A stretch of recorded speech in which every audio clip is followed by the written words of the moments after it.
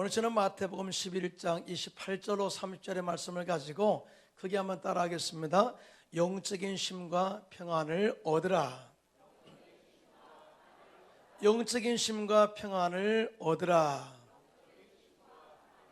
이러한 제목으로 은혜의 말씀을 나누고자 합니다.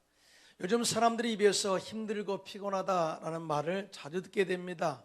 공부하는 학생들은 공부하는 것이 힘들고 피곤하다고 말하기도 합니다. 개인 사업하는 사람들은 요즘 경기가 많이 어려워서 삶이 힘들고 피곤하다고 말하기도 합니다.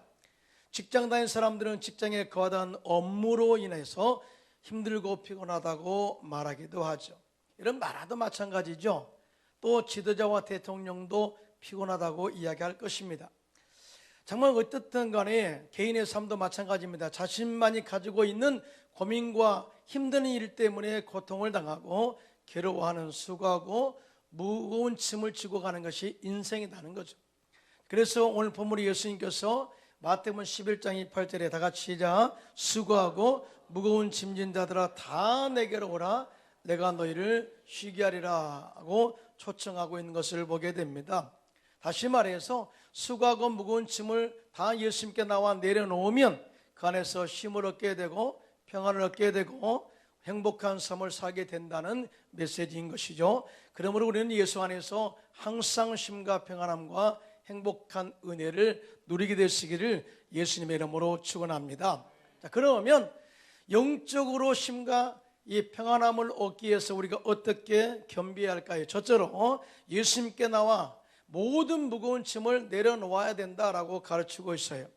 오늘 본문에 보니까 수고하고 무거운 짐자들은 다 내게로 오라 라고 말씀하신 이 수고하고 무거운 짐, 이 어디서 왔는가? 영적으로 조사해 보면 이 사람 속에 있는 탐욕과 교만에서 왔다는 것을 알 수가 있어요. 인류의 조상 아담과 하와가 하나님께서 먹지 말라 한 선악과를 따 먹음으로 죄가 들어오게 되고 죄의 지배를 받은 이 인간들은 죄의 짐을 지고 저주의 짐을 지고 또 수고의 땀을 흘려야 그 소산을 먹게 된 것을 보게 됩니다. 성경에 대해서 창세기 3장 17절에 다 같이 시작. 아담에게 이르시되 내가 내 아내의 말을 듣고 내가 내게 먹지 말라 한 나무의 실과를 먹었은즉 땅은 너로 말미암아 저주를 받고 너는 내 평생에 수고하여 그 소산을 먹으리라. 이렇게 이 엄청난 수고의 짐을 우리에게 우리가 짊어지게 된 거예요. 그런데 이 죄의 짐, 수고의 짐을 짊어지게 된 동기가 바로 인간의 탐욕과 교만인 것을 보게 됩니다. 하나님께서 선악과를 따 먹지 말라 그렇게 명령했는데 뱀으로 가장한 이 마귀가 와가지고 네가 선악과를 따 먹는 날에는 너의 눈이 밝아져서 하나님처럼 되고 선악을 분별할 수 있는 능력을 갖게 된다고 말했을 때에 그 선악과를 본즉 보암직도 하고 먹음직도 하고 지혜를 줄 만큼 탐스럽게도 한 유혹에 빠져서 선악과를 먹고 말았어요. 그 동기가 뭐예요? 탐욕이. 그 동기가 뭐냐? 하나님과 함께 같이 된다고 하는 이 교만 때문에 결국은 죄의 짐을 지게 되었다는 것을 우리가 알게 됩니다. 그런데 이 죄의 짐을 해결하는 방법을, 쉬는 방법은, 평안함을 얻게 하는 방법은 오직 유일하신 예수님을 만나는 것이고 그 앞에 죄의 짐을 내려놓을 때 우리가 모든 죄의 짐이 벗겨지고 평안함과 쉼을 얻게 된다는 사실을 믿으신 분만 손들고 아멘 하시기 바랍니다. 여리고성에 삭개오라는 사람이 살고 있었어요. 그는 세리장입니다. 그리고 부자였습니다. 그런데 유대인들은 그를 상종하지 않았습니다. 그리고 유대인들은 그를 죄인이라고 불렀습니다. 어느 날 예수님께서 여리고로 들어가게 되셨는데 삭개오가 예수님에 대한 소문을 듣고 예수님을 보기 위해서 밖으로 뛰어나갔습니다. 근데 너무나 사람이 많은 거예요. 그래서 그는 키가 작으므로 예수님을 볼 수가 없으므로 예수님을 보기 위해서 돌무화과나무 위로 올라가게 되었습니다. 그때 예수님께서 그리로 지나가시다가 나무 위에 있는 삭개오를 발견하시고 위를 쳐다보시고 이르시되 삭개오야 속히 내려오라 내가 오늘 내 집에 유하여야 하겠다라고 말씀하셔요. 삭개오야 속히 내려오라, 속히 내려오라. 그 말씀을 듣고 삭개오가 급히 내려옵니다. 속히 내려오라. 자, 삭개오가 급히 내려와 즐거워하며 예수님을 영접하게 됩니다. 그때 주변에 있던 사람들이 말하기를 저가 죄인의 집에 유하러 들어갔도다라고 흉을 보기 시작합니다. 그런데 삭개오의 반응은 전혀 다르게 반응한 것을 보게 됩니다. 누가복음 19장 8절로 9절입니다. 시작. 삭개오가 서서 주께 여짜오되 주여 보시옵소서, 내 소유의 절반을 가난한 사람 자들에게 주겠사오며 만일 누구의 것을 속여 빼앗은 일이 있으면 네 갑절이나 갚겠나이다. 예수께서 이르시되 오늘 구원이 이 집에 이르렀으니 이 사람도 아브라함의 자손임이로다. 아멘입니다. 본문은 구원받은 삭개오의 사건을 말하고 있어요. 그가 예수님께 나와 죄의 짐을 내려놓았고 지금까지 탐욕으로 인하여 모아두었던 재물을 내려놓았습니다. 그리고 나만의 공간을 쌓아놓고 평생 즐기며 살겠다고 하는 교만의 모든 짐을 다 내려놓았습니다. 이렇게 예수님께 나와 죄와 탐욕과 교만의 수고하고 묵은 짐을 다 내려놓는 순간 그 안에 구원의 은혜가 임하게 되고 영적으로 힘을 얻게 되고 또 평안의 은혜를 받게 되었어요. 더 나아가 유대인의 공동체 안에서 함께하는 은혜를 받게 되었고, 아무리 다른 사람들이 자신에 대해서 죄인 취급해도 이제는 정말 주님께서 주신 그 은혜로 남에게 나눠주면서 기쁨을 얻을 수 있는 엄청난 은혜를 받게 된 것입니다. 할렐루야. 이런 삶이 예수 안에서 쉼과 평안을 얻게 된 삶이라는 거죠. 사람이 정죄에도 관심이 없어요. 오직 주 안에서 내가 용서받은 의인으로서 당당하게 많은 사람들에게 선한 일을 행하는 삭개오의 변화된 모습을 보게 됩니다. 여러분, 이런 사람에게 어떤 근심 걱정이 있겠어요? 그러므로 우리가 예수를 만남으로 인하여 우리 속에 있는 죄성, 우리 속에 있는 저주, 우리 속에 있는 모든 것들을 다 내 주님께 십자가에 못 박아버리고 주님과 더불어 새로운 인생, 정 편안한 인생, 힘을 얻는 인생을 살게 되시기를 예수님의 이름으로 축원합니다. 크게 아멘 합시다. 자, 무거운 짐을 내려놓는다는 것은 어떤 것이냐? 자기 자신을 부인하고 비운다는 것을 말합니다. 오늘 예수님께서 누가복음 9장 23절에 다 같이 시작. 또 무리에게 이르시되 아무든지 나를 따라오려거든 자기를 부인하고 날마다 제 십자가를 지고 나를 따를 것이니라. 아멘. 아마 우리가 제자 훈련할 때 이 말씀을 자주 인용하고 있고요, 그렇게 살아야 된다고 우리가 많은 말씀을 듣고 있습니다. 그런데 이렇게 살기가 그렇게 쉽지는 않아요. 그런데 예수님은 또 우리에게 요구하십니다. 마태복음 19장 29절입니다. 시작. 또 내 이름을 위하여 집이나 형제나 자매나 부모나 자식이나 전토를 벌인 자마다 여러 배를 받고 또 영생을 상속하리라. 아멘입니다. 여러분, 자기 자신을 부인하고 십자가를 지는 것도 어려운데 이제는 오히려 전토나 가족이나 모든 것을 다 버리고 나를 따르는 자, 예수 이름을 위해서 헌신한 자는 배나 복을 받게 되고 영생을 받게 된다고 하는 이 메시지를 믿는 것, 따르는 것 쉬운 일이 아니죠. 그러나 성령이 우리 안에 들어오게 되면, 말씀의 깨달음이 다가오게 되면 기도로 깨어 있어서 하나님의 선하시고 온전한 뜻이 무엇인가를 분별한 사람은 그러한 예수님의 말씀에 순종할 수가 있다는 사실을 믿으시면 아멘 하시기 바랍니다. 여러분, 저는 말씀을 선포할 때마다 항상 그런 마음을 가지고 선포해요. 하나님, 이 말씀에 성령의 역사가 임하기를 원합니다. 내가 아무리 설교 말씀을 잘해도, 감동 있는 메시지를 전해도 그 각자의 마음속에 성령을 통해서 감동이 없으면, 깨달음이 없으면, 은혜가 없으면 절대 그 사람은 변화될 수가 없는 거예요. 절대 그 사람은 그의 마음을 비울 수가 없는 거예요. 성령이 들어와야 우리 삶 속에 변화가 일어나게 되고 자신을 비우게 되고, 크게 아멘 합시다. 그리고 하나님의 말씀에 순종할 수 있는 은혜를 받게 된다는 사실을 절대 믿으시기를 예수님의 이름으로 축원합니다. 여러분 독일 출신 알베르트 스바이처 박사를 아실 겁니다. 이분은 30대에 이미 신학 박사가 되고 철학 박사가 되고 또 음악을 전공한 음악가가 되었습니다. 이분의 연주 실력, 이 올겐 연주 실력은 대단하다 그러죠. 더 나아가 의학을 공부해서 의학 박사가 되었습니다. 여러분 30대에 이런 박사 학위를 4개를 딸 정도면 엄청난 지혜가 있는 사람이고 영리한 사람이죠. 그런데 그분이 예수님을 만난 거예요.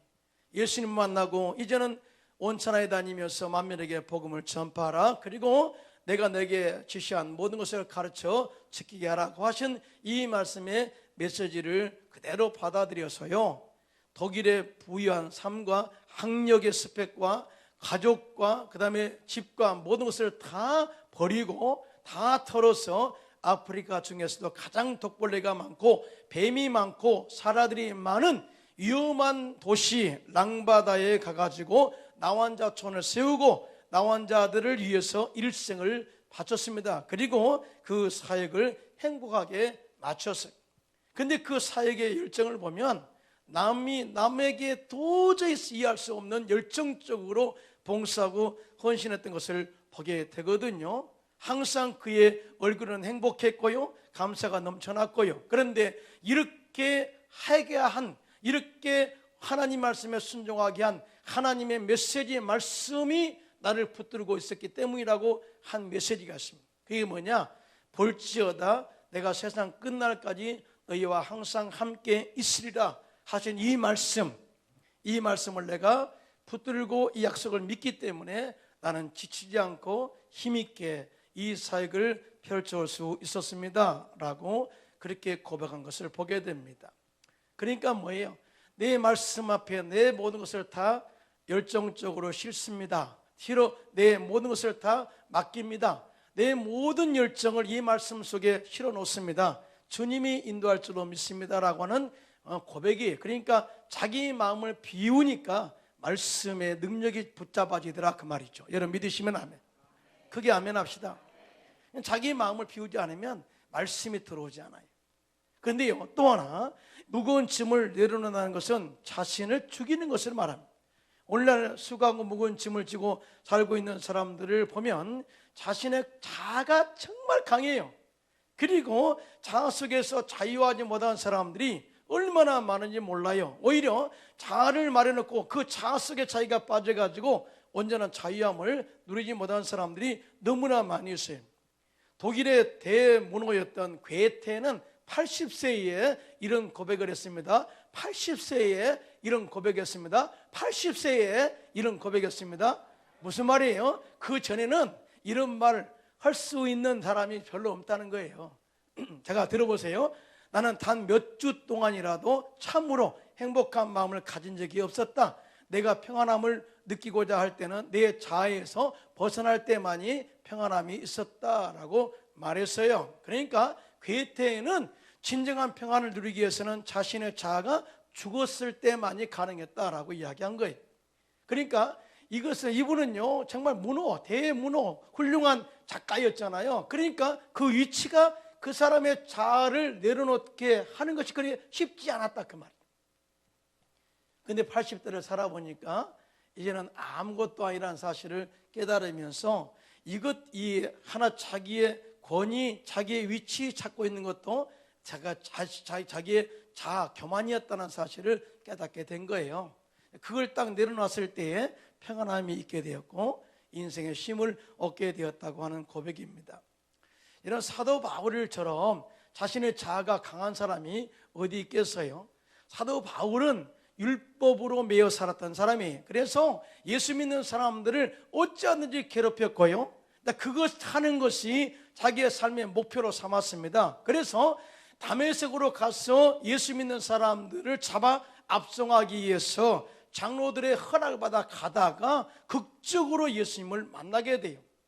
예수님 만나고 나니까 지금까지의 모든 인생에 추구했던 스펙들, 그리고 그들이 강조했던 자아, 그리고 그렇게 충성스럽게 헌신했던 그런 율법을 지키기 위한 자아들이 아무것도 아니라는 사실을 깨닫게 됩니다.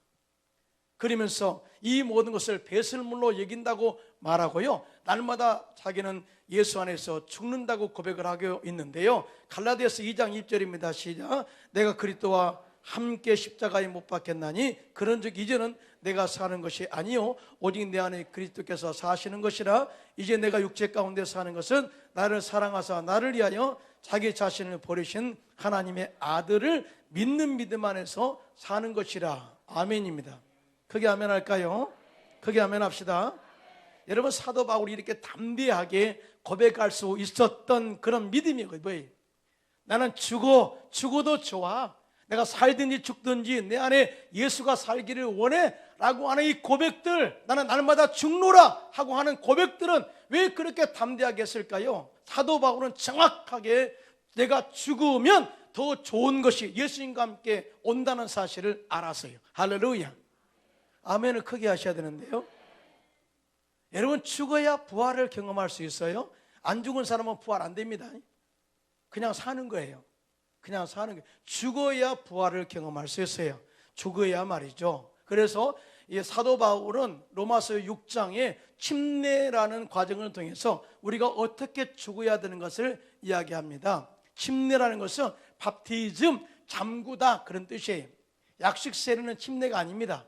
그래서 잠그다, 그 말은 우리가 예수님과 함께 물속에 들어갈 때 옛사람이 장사되어 죽어 장사되고 그곳에 옛사람을 딱 묻어둔 다음에 다시 물속으로 밖으로 나올 때는 예수님과 함께 새 사람이 부활되어 나온 신앙, 이것을 주님과 함께 거듭남의 신앙이라고 이야기하고 중생의 신앙이라고 이야기합니다. 여러분 믿으시면 아멘. 자, 예수님과 함께 부활한 신앙은 죄의 사함의 은혜가 있는 신앙이고 죄와 상관이 없는 신앙이고 성령 충만한 신앙이고 예수님과 연합된 신앙이고 이제 예수님과 더불어 마귀의 진을 파하고 승리하는 신앙이다 라고 이야기를 하고 있어요. 그런데 이 은혜가 죽어야 얻어지는 축복이라는 거죠. 여러분 믿으시면 크게 한번 손들고 아멘 합시다. 다시 한번 손들고 아멘. 예. 이 정도는 우리가 알아야 아멘 소리가 나올 거 아니겠어요? 또 그래서 빌립보서 1장 20절로 21절 이렇게 말합니다. 시작. 나의 간절한 기대와 소망을 따라 아무 일에든지 부끄러워하지 아니하고 지금도 전과 같이 온전히 담대하여 살든지 죽든지 내 몸에서 그리스도가 존귀하게 되게 하려 하나니 이는 내게 사는 것이 그리스도니 죽는 것도 유익함이라. 아멘이. 내가 죽어야 그리스도가 살고 내가 죽어야 성령이 우리 안에 들어오셔서 나를 하나님 뜻대로 인도해 간다라고 하는 고백이죠. 여러분, 내가 죽는다는 것은 옛사람과의 단절을 의미하는 것이고요, 죽는다는 것은 말이 없는 것을 말합니다. 그런데 오늘 많은 사람들이 나는 예수와 함께 죽었다고 이야기하면서도 누가 기분 나쁘게 말하면 금방 살아나요. 예, 그리고 저 사람이 나를 기분 나쁘게 했다고 이야기하고, 또 부부관계에도 내가 예수 안에 죽었다고 말하면서도 아내가 좀만 잘못 이야기하면 그 꼬투리 잡아가 끝까지 따진 사람이 있고요, 또 남편이 말한 것 때문에 기분 나빠서 평생 잠자리도 제대로 하지 못하는 고통 가운데 있는 사람 많이 있거든요. 죽는다는 것을 내가 가르쳐 드릴게요. 죽는 것은 뭐냐면은 여러분들이 무덤에 가가지고 한번 여쭤보세요. 무덤 가가지고 이 혹시 친구가 있다면, 또 좋은 친구라면 친구야 사랑한다, 네가 죽어서 다시 살아오기를 원한다, 아무리 해도 죽은 자는 말이 없습니다. 또 뿐만 아니라 나쁜 친구였다고 하면 나쁜 친구 욕을 하고 발기지를 차고 너 일어나봐, 너 죽여버리겠어, 아무리 해도 그 죽은 자는 말이 없습니다. 이게 죽는 거예요. 죽는. 예수와 함께 죽었다는 사실은 어떤 기분 나쁜 말을 하더라도 대꾸하지 않는 것이고요, 어떠한 참소가 온다 할지라도 그에 대해서 반응하지 않는 것이고요, 마귀의 아무리 유혹이 강하게 다가와도 예수 이름으로 물리치는 그러한 영성을 겸비한 자가 죽은 자다라는 것을 우리가 알아야 되는 것이죠. 여러분 믿으시면 아멘.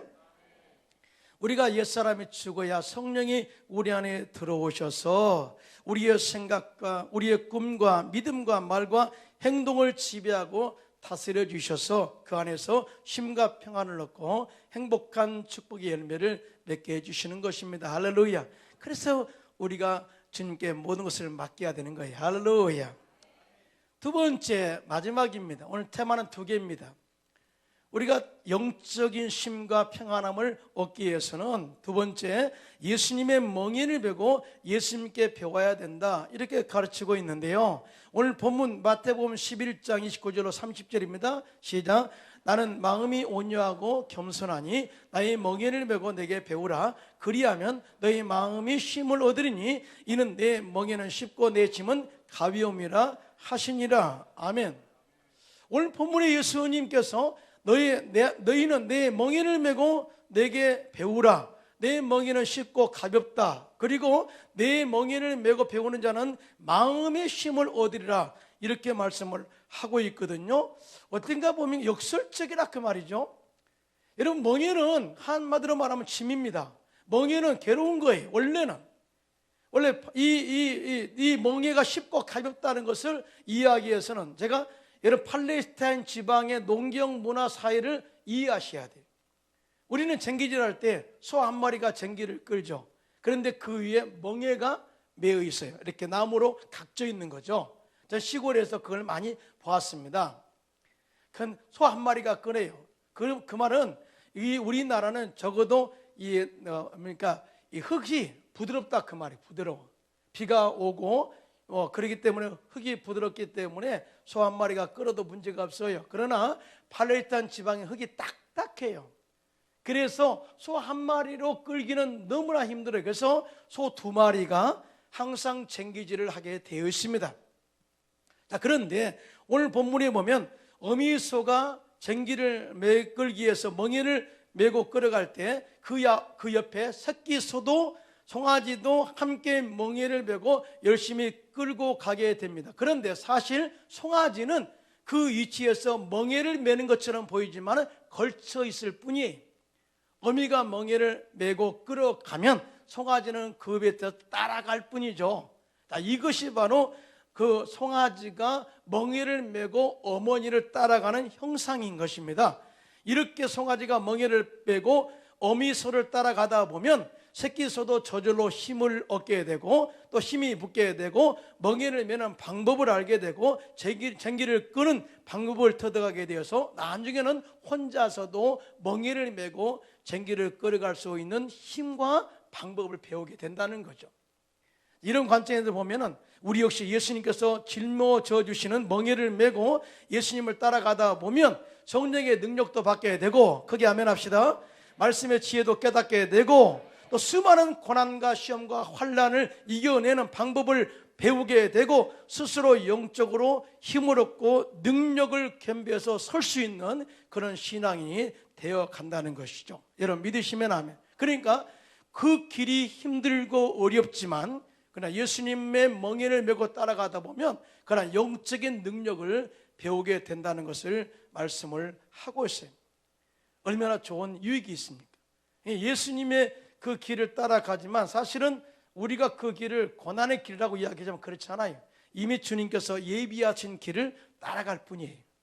힘든 것처럼 보이지만 힘들지 않아요. 왜냐하면 예수님이 다 모든 걸 다 이루어 놓으셨으니까. 여러분 믿으시면 아멘. 자, 그런데요, 여기서 또 하나 멍에를 메고 예수님을 따라가면서 배운다는 것은 인내를 배운다는 의미가 있어요. 멍에를 메고 밭을 가는 것은 많은 인내가 필요합니다. 신앙의 승리 역시 인내가 필요하죠. 시험을 이기는 것도 인내가 필요합니다. 사람이 온전하게 변화되는 것도 인내가 필요해요. 인내를 온전히 이루라. 온전하고 구비할 조금도 부족함이 없도록 하겠다라고 하는 야고보서의 메시지가 그냥 나온 게 아니에요. 원래 많은 사람들이 죄 가운데 살아가요. 그래서 어떤 때는 정말 이 나라 이 땅에 죄를 하나님께서 없이 하시고 심판 좀 내려줬으면 좋겠습니다라고 생각할지 모르겠지만 하나님은 항상 유보시키셔요. 그 이유를 이렇게 말씀합니다. 베드로후서 3장 9절입니다. 시작. 주의 약속은 어떤 이들이 더디다고 생각하는 것 같이 더딘 것이 아니라 오직 주께서는 너희를 대하여 오래 참으사 아무도 멸망하지 아니하고 다 회개하기에 이르기를 원하시느니라. 아멘. 하나님이 심판하고 싶어도 참으시고 인내하신 그 이유는 이 세상의 많은 죄인들이 회개하고 예수를 믿음으로 말미암아 구원에 이르도록 하기 위해서 지금도 인내하시고 참으신다는 거죠. 우리 역시 예수님의 제자로서 이러한 인내를 배우시기를 예수님의 이름으로 축원합니다. 예수님께서는 우리를 구원하시기 위해서 십자가에서 끝까지 참으사 인내를 온전히 이루셨다고 말씀을 하고 있는데요, 이에 대해서 히브리서 12장 2절입니다. 시작. 믿음의 주여 또 온전하게 하신 이인 예수를 바라보자. 그는 그 앞에 있는 기쁨을 위하여 십자가를 참으사 부끄러움을 개의치 아니하시더니 하나님 보좌 우편에 앉으셨느니라. 아멘입니다. 그러므로 우리는 어려움 당하고 힘들고 또 많은 짐들이 우리를 억압할 때마다 주님께 모든 짐을 다 맡기고 끝까지 승리할 때까지 인내를 온전히 이루어서 승리하시기를 예수님의 이름으로 축원합니다. 그런데요, 또 하나 본문의 말씀에 너는 나의 멍에를 메고 내게 배우라. 그리하면 너의 마음의 쉼을 얻으리니 이는 내 멍에는 쉽고 내 짐은 가벼움이라 그랬어요. 도대체 무슨 말씀이에요? 멍에는 짐이면서 어떻게 쉽다고 이야기합니까? 어떻게 예수님의 멍에는 가볍다고 이야기합니까? 그것을 메는 것을 가볍다고 이야기합니까? 그 이유가 있어요. 이것은 무슨 말이냐면은 예수님께서 이미 십자가에서 우리가 짊어져야 할 짐의 멍에를 다 주님이 메고 청산했기 때문이라는 것을 의미하고 있습니다. 여러분 믿으시면 아멘. 무슨 말씀이냐면 예수님께서는 십자가에서 우리의 죄의 짐, 질병의 짐, 저주의 짐, 죽음의 짐을 당신의 멍에 위에 올려 다 지고 해결하셨기 때문에 이제 우리가 메는 짐은 뭐냐? 예수님께서 이루는 것을 믿고 그것을 앞으로 나가는 믿음의 멍에를 메고 가면 하나님께서 우리의 앞길에 시온의 테러를 열어주시고 치료해 주시고 또 축복해 주시고 또 성통케 해주시고 또 승리하도록 이끌어 가게 하시겠다고 하는 메시지입니다. 여러분 믿으시면 아멘. 이제 우리가 이 매할 멍에는 믿음의 멍에만 메면 된다. 그런데요, 믿음의 멍에가 우리의 삶 속에 가벼워지고 또 하나님께서 예비하신 은혜와 복을 받기 위해서는 기도의 짐을 져야 돼. 기도의 짐. 이 기도하지 않고서는 절대 안 돼요. 빌립보서 4장 6절로 7절입니다. 시작. 아무것도 염려하지 말고 다만 모든 일에 기도와 간구로 내 구할 것을 감사함으로 하나님께 아뢰라. 그리하면 모든 제각에 대한 하나님의 평강이 그리스도 예수 안에서 내 마음과 생각을 지키시리라. 아멘. 기도 외에는 이런 유가 나타날 수가 없고 구하라 주실 것이요 찾으라 찾을 것이요 두드리라 그리하면 열리리라. 다 기도죠. 기도. 또 내 이름으로 구하면 내가 시행하리니 너는 내게 부르짖으라. 내가 내게 응답하겠고 네가 알지 못하는 그거 은밀한 일을 내게 보이리라. 할렐루야. 기도의 멍에를 메야 돼. 기도의 멍에. 믿음으로 말이죠. 그러면 하나님께서 이 기도의 멍에를 메고 가는 자에게 반드시 응답을 주시겠다고 약속을 하고 있어요. 또 시편 55편 22절입니다. 시작. 내 짐을 야곱께 맡기라. 그가 너를 붙드시고 의인의 요동함을 영원히 허락하지 아니하시리로다. 아멘. 자, 우리가 짐을 맡게 할 이유가 뭐냐? 우리는 용서받은 의인으로서 절대 믿음이 흔들려서는 안 된다는 거예요. 흔들려서. 크게 아멘 합시다. 그런데 의외로 많은 크리스찬들이 믿음이 흔들리는 경우가 너무나 많이 있어요. 이럴 때 딱 한 가지. 이럴 때 뭘 해야 되느냐? 우리가 예수님께서 십자가에서 이루는 것을 믿고 크게 아멘 합시다. 그리고 내 모든 문제의 짐을 다 주님께 맡겨버리고 또 기도하면 하나님께서 우리의 모든 인생, 사업, 그 다음에 가정을 책임져 주신다는 약속의 메시지입니다. 할렐루야. 여러분 올해가 종교개혁 500주년을 맞이했습니다. 그래서 루터에 대한 연구 또 칼빈에 대한 연구가 많이 지금 현재 이루어지고 있죠.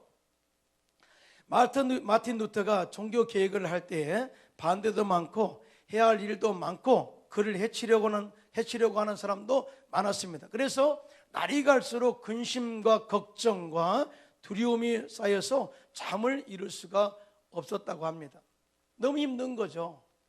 여러분 생각이 많으면 잠 못 자요. 진짜 괴로우면 잠 못 잡니다. 그렇게 고민하다가 한 가지 결단을 했습니다. 이제 이 모든 것을 다 모든 짐을 다 하나님께 맡겨버렸죠. 결심하게 되었습니다. 그래서 루터는 잠자리 들기 전에 이렇게 기도했습니다. 하나님, 이 세상은 저희 것이 아니라 하나님의 것입니다. 교회도 저희 것이 아니라 하나님의 것입니다. 세상도 교회도 하나님의 것이니 하나님이 돌보시고 이끌어 주실 것을 믿습니다. 이제 하나님의 것 하나님께 다 맡기고 저는 평안하게 자겠습니다. 그리고 잠을 잤답니다. 다 맡기고 잠자니까요, 그렇게 잠이 잘 오더래요. 자, 그렇게 하나님께 모든 것을 맡겼을 때 그의 마음에 평안이 다가오게 되었고, 하나님의 도우심으로 또 많은 동력자들을 보내셔서 함께 종교 교회 계획을 완성할 수 있었다고 고백하고 있습니다. 우리가 살다 보면 참 어려움이 많이 있어요. 또 염려 근심으로 많이 우리의 마음이 흔들릴 때가 많이 있습니다. 이것 때문에 쉼을 얻지 못하고 불안할 때가 많이 있죠. 그럴 때마다 여러분의 생애를 다 주님께 맡겨버리시기를 예수님의 이름으로 축원합니다. 베드로전서 5장 6절로 7절입니다. 시작. 그러므로 하나님의 능하신 손 아래에서 겸손하라. 때가 되면 너희를 높이시리라. 너희 염려를 다 주께 맡기라. 이는 그가 너희를 돌보심이라. 아멘이죠. 하나님은 우리의 목자가 되시고 우리는 그의 양입니다. 아멘. 우리 양들은 절대 자기가 루트를 만들어서 가지 않아요. 목자가 인도한 대로 가는 거예요. 그러므로 우리 광명 순복교 성도님들은 이제부터 목자 되신 주님께 여러분의 생애를 다 맡기시고 염려도 맡기시고 그 안에서 힘을 얻고 평안 얻어서 큰 복받아 큰 일하는 우리 성도님들 되시기를 예수님의 이름으로 축원합니다.